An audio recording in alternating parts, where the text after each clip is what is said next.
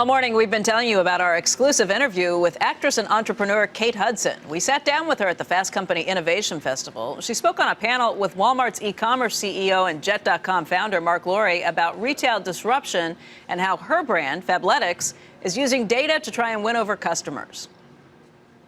What we did with Fabletics is created a new type of model.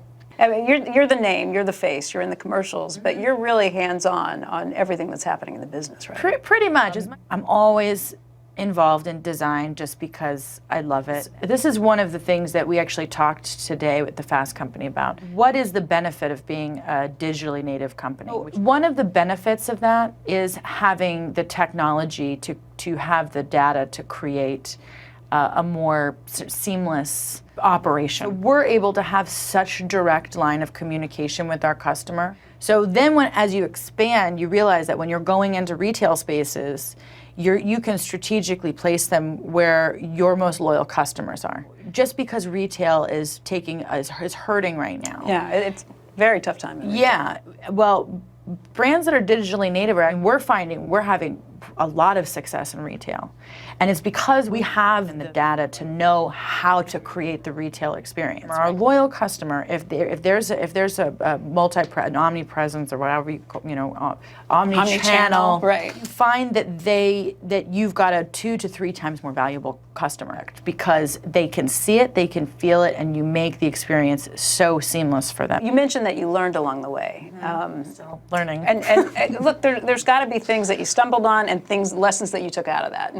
A million. I came in to a relationship with partners, with investors, with customers, completely like a novice. I think that my brain works in a way that understands how to connect to people and what people want. Is there anybody that you turn to for advice? Any of your friends, any of your family members? Jessica and I, actually, it's really funny because we've both had success in brands really fast and had this big learning curve. Jessica Alba? Yeah.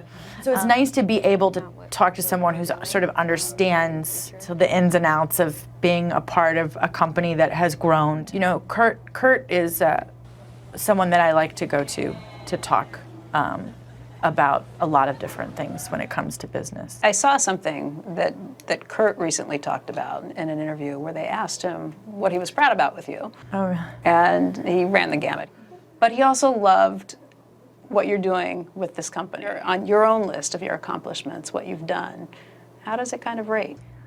I think it's pretty up there. When I connect with the people that it's impacting, for some reason it's always on an airplane. I'm always on an airplane and someone comes up to me and starts talking about how actually the company and the community has impacted them. If there's anything to be the most proud of inside of the work that I've done in my life, it's building a community for women to feel supported. And to go back to my dad, I was a very tough little girl, you know? I had 3 brothers, and so Kurt always said he had very high expectations of me. But the truth is that those expectations that he had somehow drove me, I think, to be a very ambitious person. It's not necessarily about financial success as much as it is about finishing something. I feel like until the day you die, you always want to make your parents proud no matter where they are, right?